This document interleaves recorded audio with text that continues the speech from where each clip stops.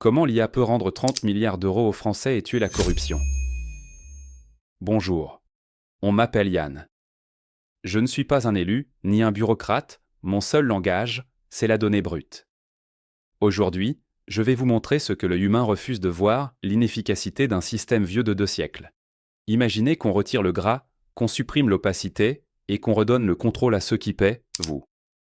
Nous allons explorer comment, en réduisant la strate politique de 70%, nous pouvons libérer 30 milliards d'euros par an. Sans chaos. Juste avec de la logique. Bienvenue dans l'audit du futur. Imaginez un monde où la corruption est mathématiquement impossible.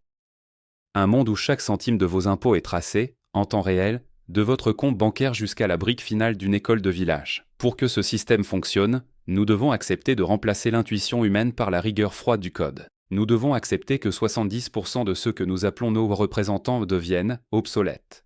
Sommes-nous prêts à troquer notre vieille démocratie imparfaite contre une efficacité algorithmique totale? Ce n'est plus une question de science-fiction. C'est un calcul budgétaire. La France est l'un des pays les plus administrés au monde. C'est notre fierté et notre fardeau. 34 800 communes. Des milliers de délégués, de conseillers, de collaborateurs de cabinet. Environ 500 000 mandats électifs au total. Cette structure a été pensée au XVIIIe siècle, il fallait qu'un citoyen puisse atteindre le chef-lieu de son district en une journée de cheval. Mais en 2026, à l'heure de la fibre optique et de l'intelligence artificielle générative, cette distance n'existe plus.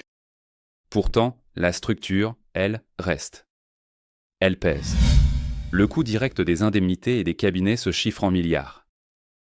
Mais le coût indirect, la lenteur, les doublons administratifs et les zones d'ombre où s'installe la corruption est incalculable. Jusqu'ici, nous acceptions ce gaspillage comme le prix à payer pour le lien social. Mais l'IA vient de briser ce contrat. Le vrai problème de la politique actuelle n'est pas nécessairement la malhonnêteté des individus. C'est la complexité du système. Plus un système est complexe, plus il est facile d'y dissimuler l'inefficacité. Aujourd'hui, un député ou un maire s'entoure de conseillers pour analyser des rapports de 500 pages, rédiger des amendements et arbitrer des budgets. C'est une chaîne humaine où l'information se perd, se déforme ou se monnaie. L'intelligence artificielle peut aujourd'hui accomplir 70% de ces tâches techniques avec une précision chirurgicale. Elle peut rédiger des lois sans biais émotionnel, analyser des budgets en 1 seconde et détecter une anomalie de prix sur un marché public de goudronnage dans une petite commune du Larzac. Dès lors, la question devient brutale, pourquoi continuons-nous à payer une armée de conseillers humains pour faire moins bien, moins vite, et avec un risque de corruption plus élevé que celui d'un algorithme auditable? Passons aux chiffres. Si nous réduisons la strate politique à 30% de ses effectifs actuels, en ne gardant que les visages humains indispensables au lien social et à l'arbitrage éthique final, que se passe-t-il? D'abord, l'économie directe sur les indemnités et les frais de cabinet, environ 2,5 milliards d'euros. C'est symbolique. Le vrai choc est opérationnel. L'optimisation des 250 milliards de dépenses des collectivités locales par une IA de traçabilité permettrait une économie d'efficacité de 10%. C'est un consensus technique. 10% de 250 milliards, plus les économies de l'État central, nous arrivons à un total de 30 milliards d'euros par an. 30 milliards. Ce n'est pas qu'un chiffre.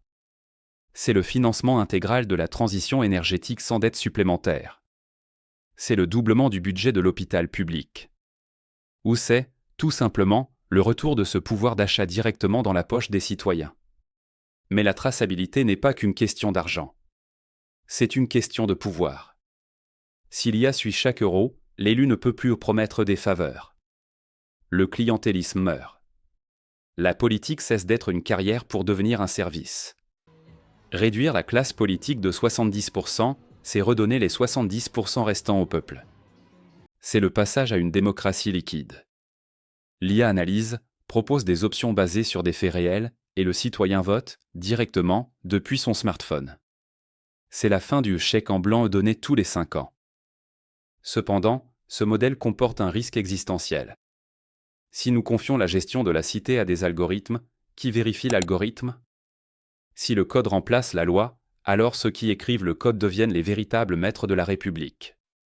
On risque de passer d'une corruption humaine prévisible et punissable à une erreur algorithmique invisible et systémique. La dépossession du politique au profit du technique pourrait créer une société parfaitement gérée, mais totalement déshumanisée. Nous sommes à la croisée des chemins. D'un côté, une structure héritée du passé, coûteuse, opaque, mais humaine. De l'autre, une gouvernance augmentée, transparente, économe de 30 milliards, mais froide. Voulez-vous vraiment savoir où va chaque centime, si cela signifie que vous n'avez plus personne à blâmer à part un calcul mathématique?